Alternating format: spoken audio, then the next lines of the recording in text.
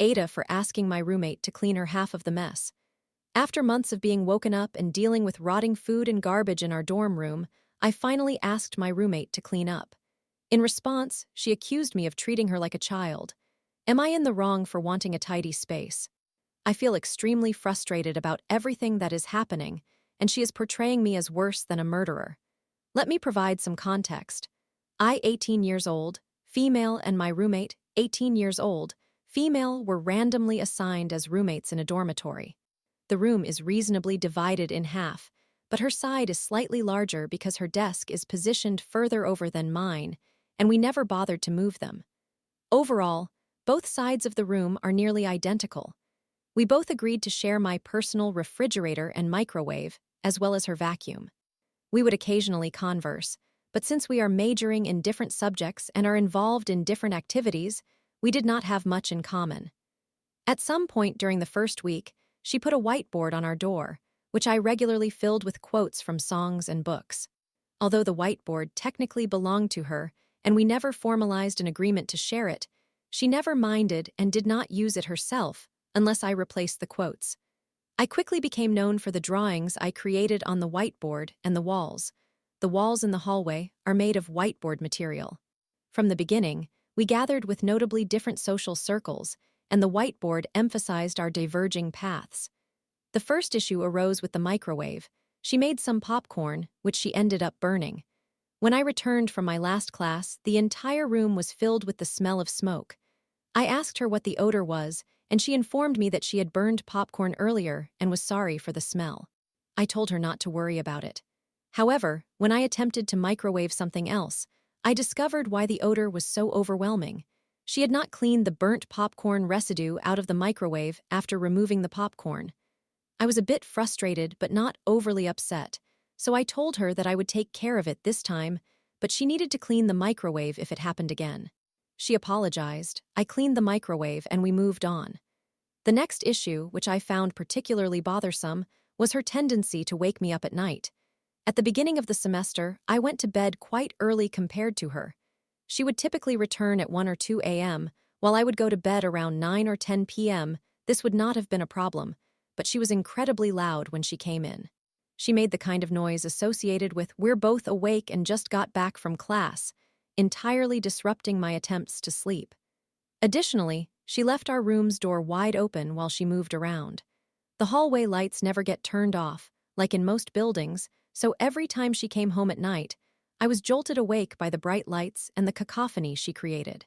She had been waking me up consistently for nearly a week before I decided to speak with her the following morning and asked her to please be quieter at night or to sleep in her boyfriend's room. She began spending more time in her boyfriend's room, but she never really changed her noise level at night. If she was not sleeping in her boyfriend's room, it was almost guaranteed that I would be awakened at a very early hour. Furthermore, she set multiple alarms to wake up in the morning. Being an early riser, I was usually awake before her. However, if she woke up and decided to keep sleeping, she would not hit the snooze button. Instead, she allowed the alarm to ring until it automatically turned off about 10 minutes later or until the next alarm went off, whichever occurred first.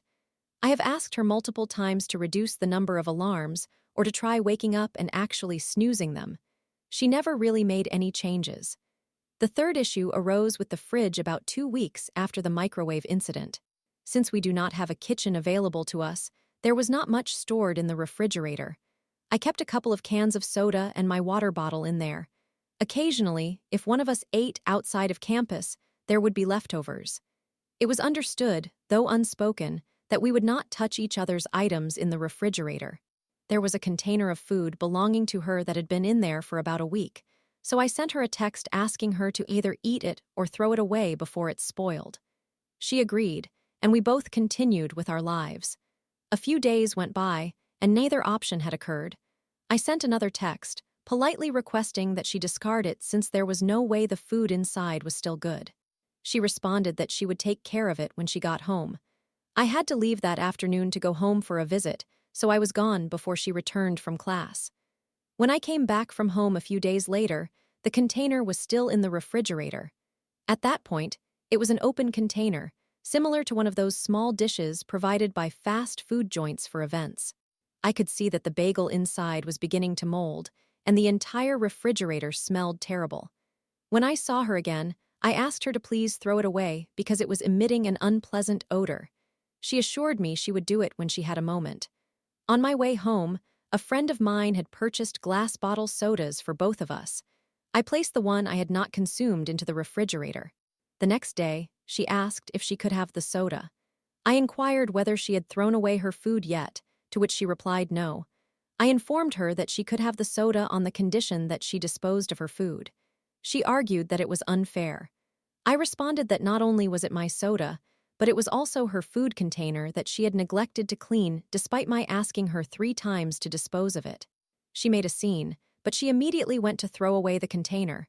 When she returned, she asked in an overly whiny tone if she could have the soda now. I responded affirmatively, and she took the soda. By this point, the refrigerator still had an unpleasant smell. I spent about 10 minutes cleaning it to eliminate the odor. At least the rotting food was gone. Not even a week later, another takeout container appeared in the refrigerator. This one had a lid, but it was not sealed properly. If observed closely, one could see the contents within. I refrained from commenting, but I secretly hoped it would not be a repeat of the previous incident. A week went by, then 2 weeks, and then 2.5 weeks. The next time I opened the refrigerator, I was met with a strong odor. She was lying in her bed, so I called from across the room, asking her to please dispose of her food before it spoiled, and I made it clear that I would not allow her to continue using my items if she did not. She apologized and promised to throw it away the following day. It was around 9 p.m., so I considered that reasonable since it was raining, and the dumpster was a bit of a walk. However, it was not thrown away the next day. In fact, it was not disposed of for a very long time. I had given up on reminding her at this point because I had already provided her with multiple reminders that she had food in the refrigerator that needed to be thrown away. In total, the container remained in the refrigerator for a little over a month. It was evident that the food inside had mostly molded. At this point, I finally threw the container away myself before going home for a holiday break. Now, we reached the largest issue, her cleaning habits. Around the same time as the refrigerator problems, she ceased taking care of her half of the room. She simply stopped picking anything up. There was a pile of items on her desk that frequently tipped over, and packages were scattered all over the floor. By this time, she had yet to purchase a trash can for the room. We never agreed to share a trash and recycling system, and recycling bins had been provided to both of us by the school. She began using my trash can to discard her waste, which I quickly put a stop to. I am a very tidy person, and messes make me anxious. I maintain my belongings at a showroom level of cleanliness. I do not expect others to meet that standard, but her side of the room was becoming a fire hazard. When her half started to become too messy, I offered to help her tidy up. She declined. Her side of the room only worsened. Friends who visited also offered to help her, but she turned them down as well. At this point, it became apparent that she was not taking care of herself either. Her face appeared hollowed out, and she had not been showering. I overheard her mention some medication she was on that she was not taking consistently. I again asked if she could clean up and if she needed assistance. She replied that she did not need to be treated like a child and would clean later. I admit that I may not have been the kindest when I made my comment, so I deserved that response. Her half of the room began to resemble a disaster zone. My friends, along with her friends, were visibly concerned for her well-being at that point, as it was evident she still was not eating or showering regularly. Many of us, including myself, filed reports about the situation with student counseling in hopes of giving her a reality check and encouraging her to seek help. I learned through various sources that she had attended the meeting, but told the counselor she was fine and that it was a major misunderstanding. She continued to neglect her cleaning duties, and her half of the room only deteriorated further. The sheets on her bed became untucked, and she never put them back. As I write this now, nearly 4 months since they initially came off, she still has not fixed them. She has been sleeping on a bare mattress this entire time. Granted, she does not sleep in the room all that often, but resting on a college mattress without bedding is simply unhygienic. Winter break arrived, and I hoped that the situation would improve in the spring. Oh, how wrong I was. Somehow, her half of the room continued to deteriorate even further.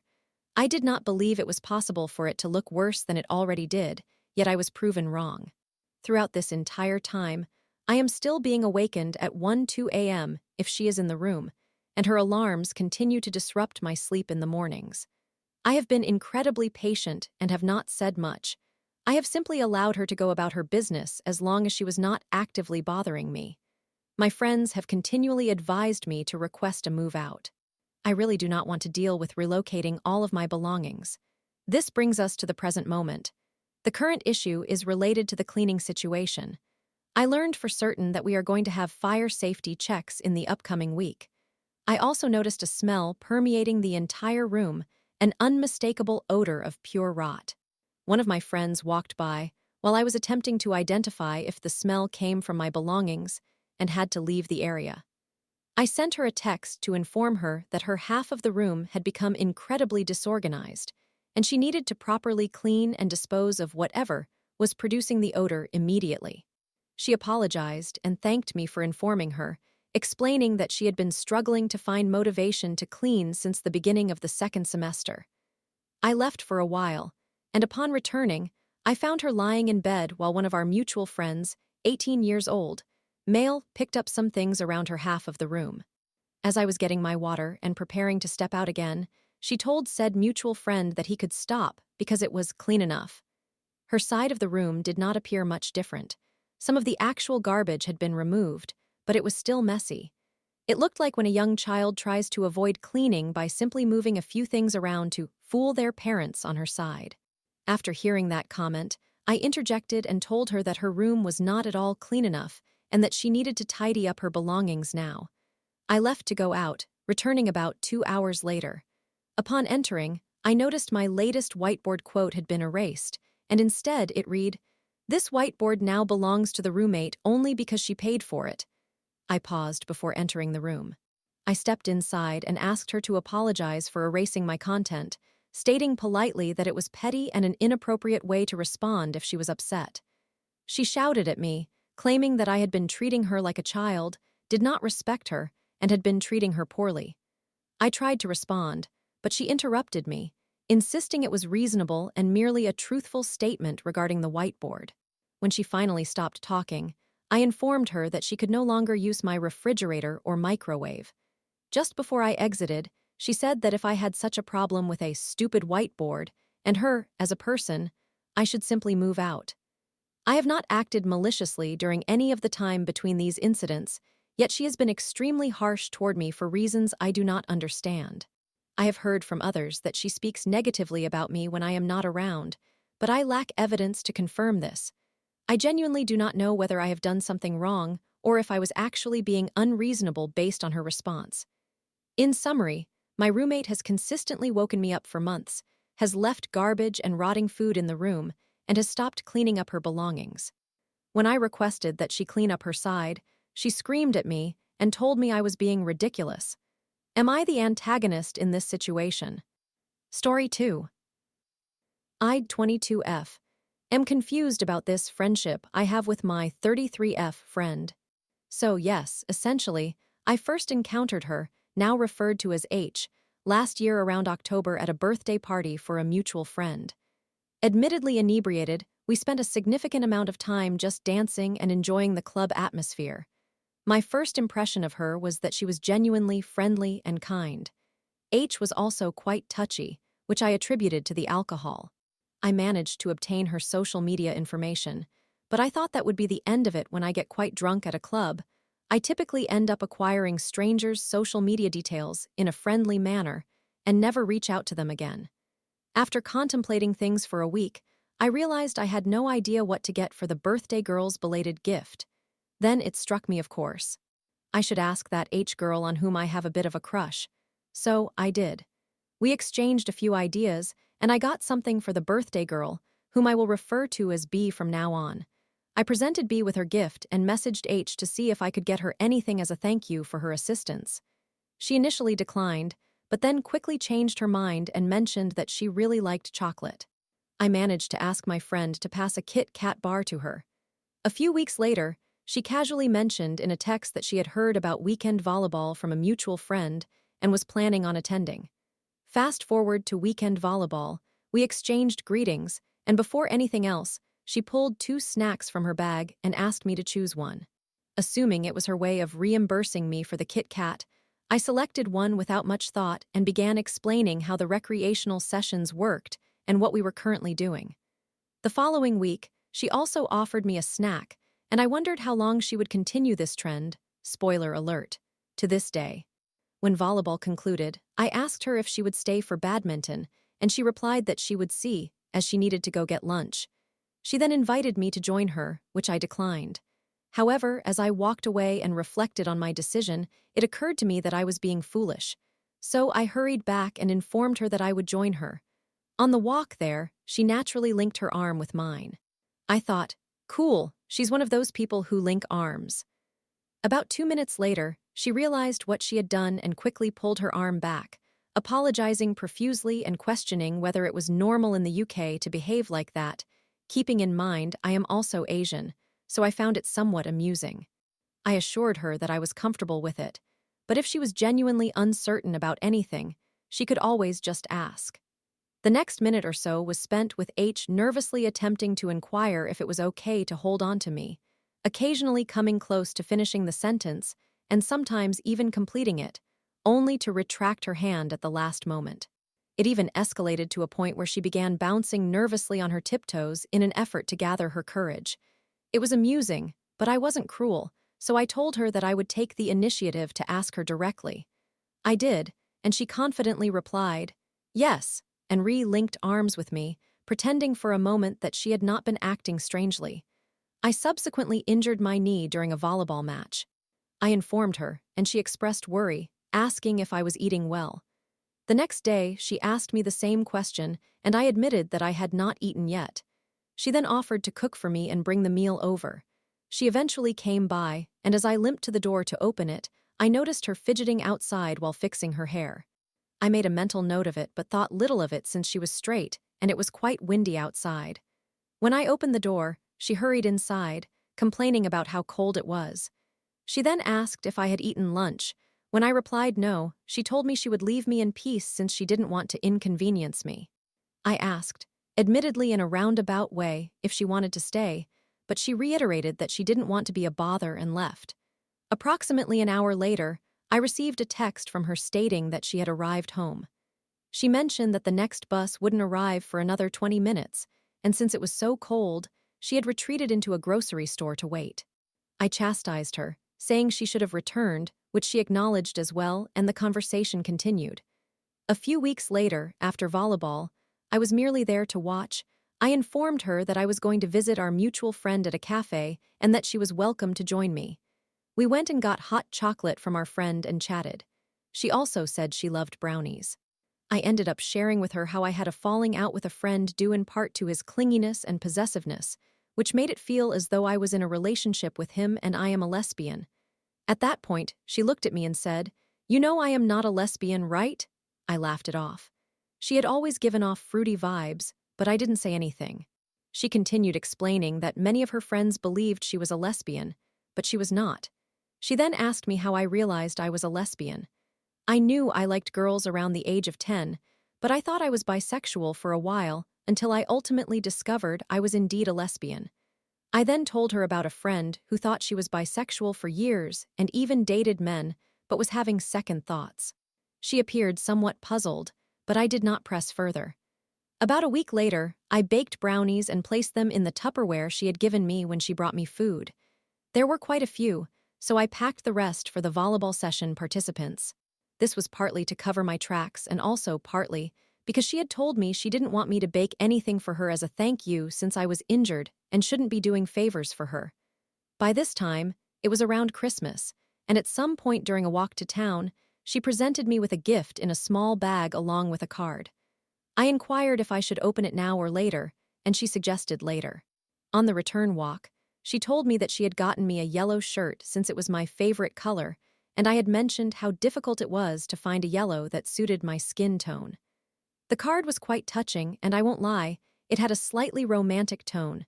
She wrote that I had a truly beautiful smile. and signed off with love.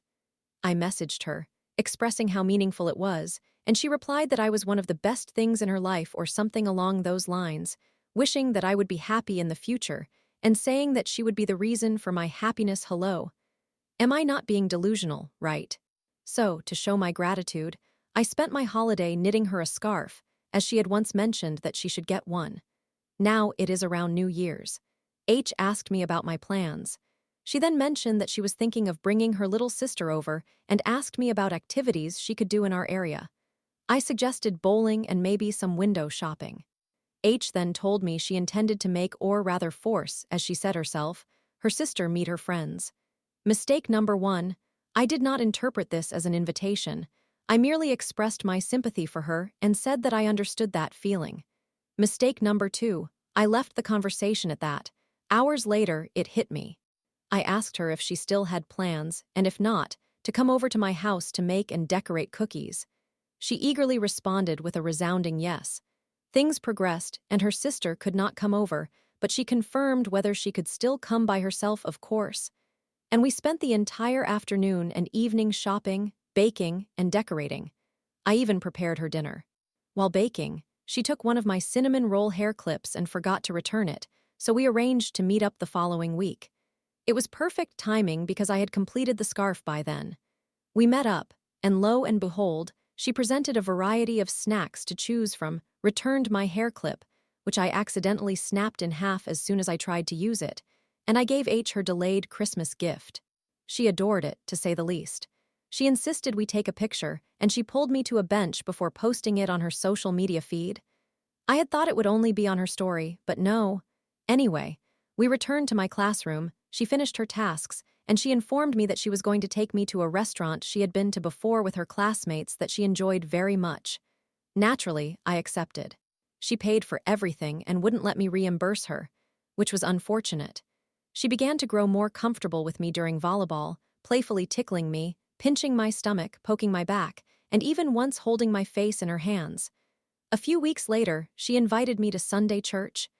Despite knowing that I am not religious, as well as other activities with 2 mutual friends of ours, they ultimately did not show up, freeing up our entire day.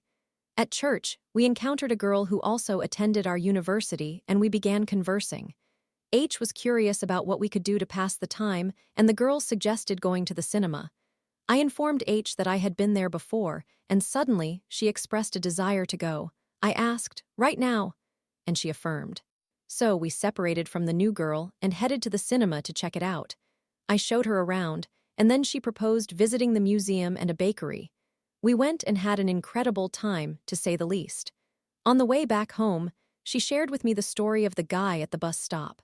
I neglected to mention this, but a guy at a bus stop had persistently asked for her contact information and to go out for coffee. Even though she wanted to decline, she couldn't, so she asked if she could bring a friend and inquired if I would accompany her. I initially said yes, but later changed my mind and said no. Following my refusal, she also said no to the guy. This happened about a month or 2 ago. She told me the bus guy continued texting her repeatedly, even after she ignored him, and she eventually caved in, explaining that the day before, he had taken her to the museum and the same bakery. I had to suppress my laughter because she had unintentionally recreated the date he had taken her on with me. I anticipated she would say more, so I waited. However, she turned to me, blushed slightly, and a bit annoyed, asked me why I wasn't inquiring about what had transpired. I did, and she carried on ranting. I suggested she block him, and she ultimately did later on. For a while, I thought that maybe she was just extremely friendly or viewed me as a younger sister, but the turning point occurred 2 weeks ago. We were at a bowling alley with friends, standing in line.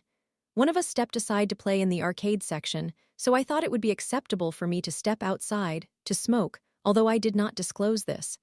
I announced I was going outside, and as I turned and took a step out of the group, I felt a strong tug on my arm. It was akin to whiplash. I turned to see that she had linked her arm with mine and was physically stopping me from leaving. At that moment, I thought, wait a minute, that's a bit suspicious, particularly since there were so many other friends around. She told me not to leave and to stay with her. I playfully complained but stayed by her side. This actually happened twice. After our unsuccessful bowling outing, We went shopping for groceries for a mini barbecue hot pot, and near the conclusion, she started to drag me around by grasping my wrist and guiding me to where she wanted to go, then linked arms with me, slightly separating me from the group and engaging only with me. Huh. Am I delusional for thinking there is something going on, even though she claims she's straight? Help. In summary, this friend I met a few months ago says she's straight but is very touchy and somewhat physically possessive of me. Story 3. I received a suspicious request from an army officer to store his valuable portfolio from Syria. Now Aita am worried about a scam. I was conversing through Google Chat with an army officer stationed in Syria on a mission. He recently asked me to receive and store his personal belongings that are currently held at a private security firm in Syria. He provided me with an email address, smartfreightfestservice.com. I conducted online research but could not verify this email address. Trusting naively, I sent an email to it. I suspect that everything may be part of a sophisticated deception. I reached out to Smart Freight, and they appear to be a legitimate business, but I have yet to receive any information from them about the email address. What should I do? Since I had been in conversation with this individual for several weeks, and he has posted on Facebook, I felt he was genuine and trustworthy. Then he sent a message stating, "Sister, it's about the outcome of my meeting today, and vital information was shared. All senior military personnel have been instructed to retrieve their personal belongings from all private security firms here in Syria due to the information a United Nations delegate's Secret Service agent conveyed to them." In response, I asked, "What do you mean by retrieving all personal belongings from all private security companies?" He replied, "I apologize for waking you. I haven't been myself since I returned from the UN meeting. The Islamic State and bandits are planning an attack on some critical locations here, and we have only a few days to act. The issue at hand is that I have a portfolio stored with a private security company, and it holds great significance to me. I'm extremely worried because I cannot afford to lose it." I responded, "What does having a portfolio stored with a private security company signify?" He explained, "The portfolio contains my personal investment documents, a wristwatch, an Apple laptop, a digital camera, my bank ATM cards, several articles of clothing, and a substantial amount of money. I need you to safeguard it for me until I return so that it remains secure while I'm away. I intend to use everything inside when I get back to the United States, okay? Sister, I have no one else to send my belongings to in the States. You know my daughter is still very young, and she can't accept this responsibility. I have an idea. What if I have the portfolio sent to you in the States? Would you be able to keep and protect it for me until I return?" I replied with details regarding its size. He answered, "Thank you very much. I'm thrilled to hear this from you, and I know that with you, my portfolio will be safe, allowing me to worry less. I trust you completely. It is a portable safe box measuring 46 cm with an automated security password combination. I need you to keep this between us. No one else should know about it, and I hope you can manage this for me. Please send me your address and cell phone number so I can contact the private security company to arrange for the portfolio to be assigned to a courier delivery service that can bring the package to you." Naively, I replied with my personal information. He responded, "And also, sister, I want you to know that everything that belongs to me is also yours. The portfolio is for both of us, so you need to promise me that you will do everything possible to retrieve and protect it until I return. Promise me this, dear. Sister, wherever you believe it would be safe for you to keep it, please do so for me. However, I suspect there will be minimal delivery charges for it to be sent to you. I would like you to cover that expense due to the urgency of the situation. I cannot conduct transactions here because of the sanctions imposed on Syria by the United Nations, African Union, and European Union, but it can be managed in your city.